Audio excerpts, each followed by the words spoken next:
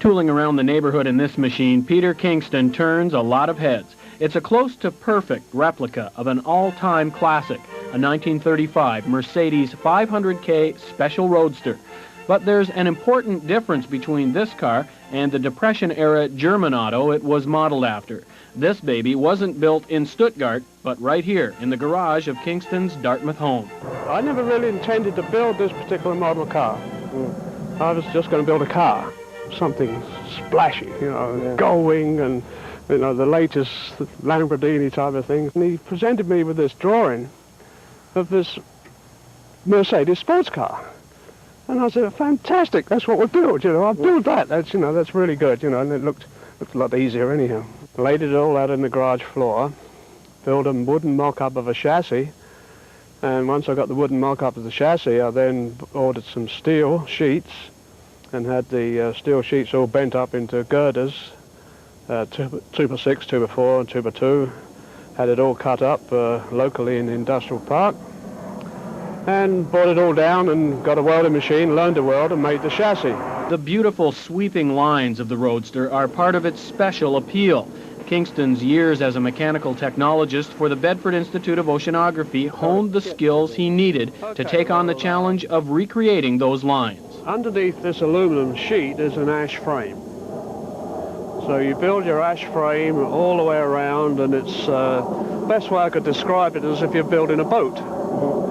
They build a boat, they make all the frames, and then they start to plank it. And the contour comes automatically from the shape of the frames. So here all the frames are all made and it's all shaped perfectly. And then once you've got all those done, now these rear wings are made separately of course, but once you've got all these done, you then start to skin it with aluminum. The car's fenders, or wings as they're more fittingly known, were a special challenge. Kingston started by hand-building mock-ups of the wings out of masonite. Then the real fun began. Now I took it all apart. It was just made like an egg crate. I put it in a big suitcase and got on a plane. I went to England with this big suitcase and went to this fellow's garage in Reading where he did all this work, and then took it out and reassembled it all. And then we set up and made the wooden form, and then I left.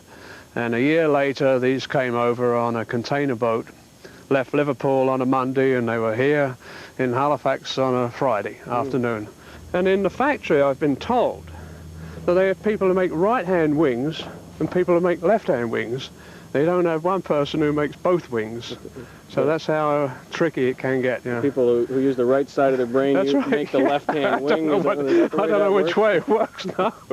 Kingston had a pair of British-made signal lights on the car, but someone guessed where they came from. That inspired him to make his own. Made the wooden model, and then got a piece of brass and put it on top and started hammering away at the brass until finally got that shape. The metal parts on the aluminum-bodied beauty are wondrous enough, but the woodwork is equally stunning. In this part here must be a dozen pieces of wood in there. This little rise there is to cover the gear which operates the windshield wipers. Of course, every car needs a spare tire, and this one's no exception. It comes equipped with this authentic-looking Dunlop, a very popular English tire of the period.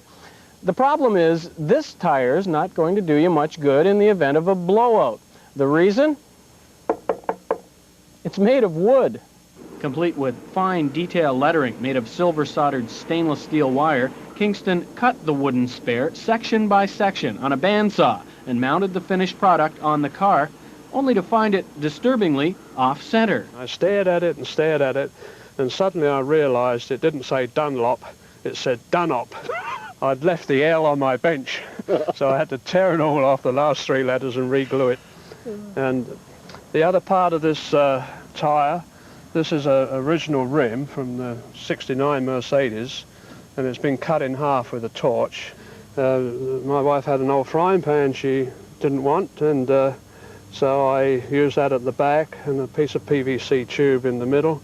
So everything from the garage to the kitchen in this car. That's right, yeah. The 6-cylinder Mercedes engine in Kingston's car is a little smaller than the original 5-liter straight-8 supercharged motor, but packs about the same amount of oomph at 130 horsepower. Kingston says advances in engine technology made the difference, and the car has lots of power and handles very well. It's a comfortable car to sit in, you know, leave your arm hanging out. Even though he's put 6,000 hours into the car since he retired in 1983, Kingston is still perfecting it. He built the seats with a solid wood frame, and they only have about an inch of foam padding. Let's take all the leather off and cut the center out and put this Z springing system in so that it'll be a lot more flexible, and then I'm sure the whole driving concept will change. There were only 20 Mercedes 500K Special Roadsters built between 1935 and 1937, and the car is revered as one of the greatest of all time. The last time an original was discovered, it sold at auction for $3.5 million. Kingston's Replica is in much better shape than that car was, but he'd take a lot less for it. I'd like to think I could maybe get 80, 100,000, I don't know. Yeah. When you realize Kingston's car is built using exactly the same techniques as the original, with even better components and materials, that's quite a bargain. In Dartmouth, Steve Bone, MITV.